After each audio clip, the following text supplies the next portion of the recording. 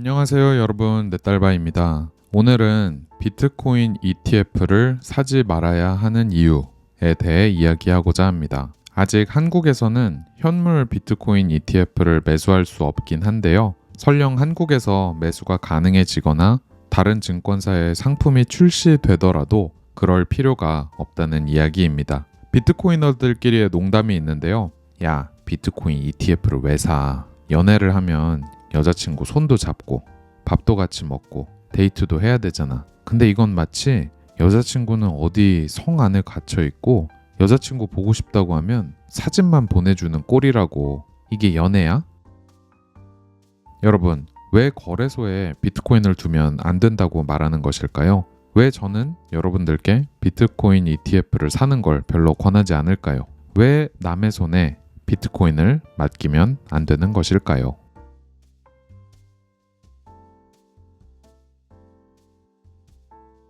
비트코인 현물 ETF는 비트코인을 기반으로 하는 파생 상품입니다. 즉, 그건 비트코인이 아니라 당신의 비트코인을 우리가 잘 갖고 있다라는 약속을 사는 것이죠. 지금 유통되고 있는 비트코인 ETF는 고객이 그 약속을 매수할 때마다 진짜 비트코인, 찐 비트코인은 코인베이스라는 회사의 수탁고로 들어가게 됩니다. 증권 계좌를 통해 보이는 숫자는 비트코인에 대한 청구권일 뿐인 것이죠. 물론 이 청구권을 가지고 계시면 가격 상승을 누릴 수 있기는 합니다. 하지만 비트코인의 매우 독특한 점이자 가장 핵심이자 그 어떤 자산보다 우월한 점은 스스로 보관할 수 있는 자산이라는 점에서 가장 핵심적인 장점을 포기하는 거라고 저는 생각합니다. 부동산이야 등기소에 기록된 등기가 있어야 하고, 주식은 그 자체로 자산에 대한 권리증이니 남이 해둔 기록에 본인의 재산을 맡긴다 치더라도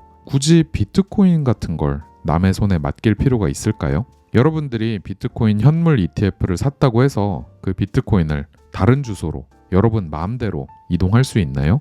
불가능합니다. ETF라는 형태의 청구권은 여러분들 것이긴 하지만 실제 비트코인, 진짜 비트코인의 소유는 수탁업체가 하고 있기 때문이죠. 그 비트코인의 비밀키가 여러분 손에 없다는 이야기입니다. 이건 비트코인만이 가지는 유일한 특징, 내가 원할 때 언제든지 원하는 상대방 누구든지 간에 얼마를 보내든지 상관없이 100% 자유롭게 주고받을 수 있다는 점, 이러한 비트코인의 엄청난 장점을 전혀 누릴 수 없는 것입니다. 반면 매수한 비트코인을 자신의 하드웨어 지갑 속에 있는 비밀키를 통해 보관하면 그 비트코인은 100% 여러분의 컨트롤 아래에 놓이게 되는 거죠. 누구와도 자유롭게 주고받을 수 있는 자유의 돈으로서 제3자 리스크, 계좌 동결, 압류 같은 걸로부터 벗어나는 것이죠. 물론 야, 그래도 중국 같은 정부가 마음만 먹으면 사람들 고문해서 뺏어갈 수 있는 거 아니야? 라고 하실 분도 계실 텐데, 글쎄요, 틀린 말은 아닙니다만 전 세계에 흩어져 있는 사람들을 하나하나 잡아서 고문하고 비밀키를 빼앗는 일, 상상은 해볼 수 있겠습니다. 그러나 여기에 투입해야 할 천문학적인 행정비용, 경찰비용을 생각해보면 과연 전 세계 시민을 대상으로, 아니 전국적인 규모라도 할 수 있을까요? 특히 헌법에 의해 신체 자유와 사유재산권의 보장을 보호받는 나라라면 거의 불가능한 일 아닐까요? 이에 반해 여러분들의 비트코인이 코인베이스와 같은 하나의 수탁업체에 모두 모여 있다면 아주 쉬워지는 일입니다. 그 거대한 꿀단지 하나만 차지하면 되기 때문이죠. 이처럼 비트코인이 자유의 돈이 되는 건 하나의 수탁업체에 고이 모셔져 있을 때가 아니라 여러분이 직접 스스로의 비밀키를 소유하고 있을 때만입니다. 미국을 비롯한 전 세계 정부들의 재정 적자와 부채가 계속해서 폭발적으로 증가하고 있는 와중에 경화자산 대비 화폐 가치를 재조정할 가능성에 대한 이야기도 나오고 있죠. 이건 자주는 아니지만 과거에도 늘 있었던 일입니다. 심지어 가장 자유민주주의적 질서를 가지고 있다는 미국에서도 1933년 루즈벨트 대통령의 행정명령 6102호를 통해 개인들이 보유한 금은 전부 압류되어 정부 소유의 지하 벙커에 갇혔는데요.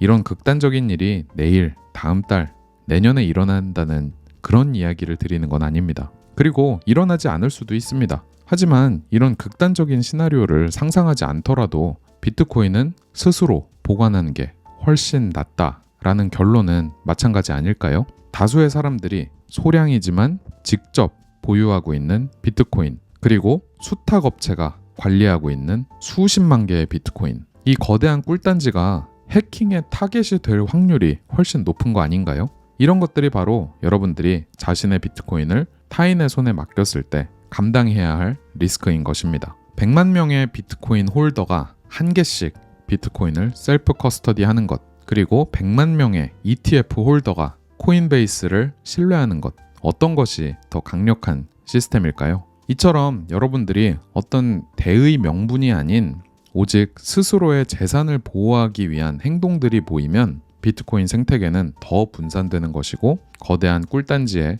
비트코인이 모여 있을 때 대비 여러 공격들에 대해 훨씬 더 잘 견딜 수 있게 만드는 것입니다. 다시 강조하지만 비트코인을 소유하는 가장 좋은 방법은 비트코인을 매수 후 자신이 컨트롤하는 하드웨어 지갑에 보관하는 것인데요. 그 방법과 원리가 궁금하시다면 우측 상단에 띄워둔 영상을 참고하시기 바랍니다. 아무튼 비트코인 현물 ETF, 퇴직연금과 같은 특수 상황이 아니라면 굳이 보유할 이유는 없다고 생각합니다. 진짜 비트코인, 찐 비트코인을 보유해보는 것은 해본 분이라면 다 느끼셨겠지만 굉장히 특별한 경험인데요. 일단 해보면 그것이 주는 강력한 힘을 곧바로 느낄 수 있기 때문입니다. 이거는 제가 지금까지 본 수많은 비트코이너 분들이 공통적으로 느끼시는 걸 보았기에 정말 다른 그 어떤 경험과도 다를 것이라고 자신 있게 말씀드릴 수 있겠습니다. 우리는 다른 사람에게 돈을 맡기는 것에 아주 익숙해져 있죠. 하지만 진정으로 자유를 갈망하신다면 진짜 비트코인 가져보기, 찐 비트코인 보유, 비트코인 셀프 커스터디 꼭 한번 해보시라 추천드립니다. 자신만이 온전히 제어할 수 있는 돈을 보유하고 누구의 간섭도 없이 자유롭게 주고받을 수 있다는 것은 해보시면 알 거예요. 매우 기분 좋은 일입니다. 오늘의 영상은 여기까지입니다. 시청해주셔서 감사드리고요. 질문이 있다면 댓글에 남겨주시기 바랍니다. 저는 다음 영상에서 뵐게요. 안녕.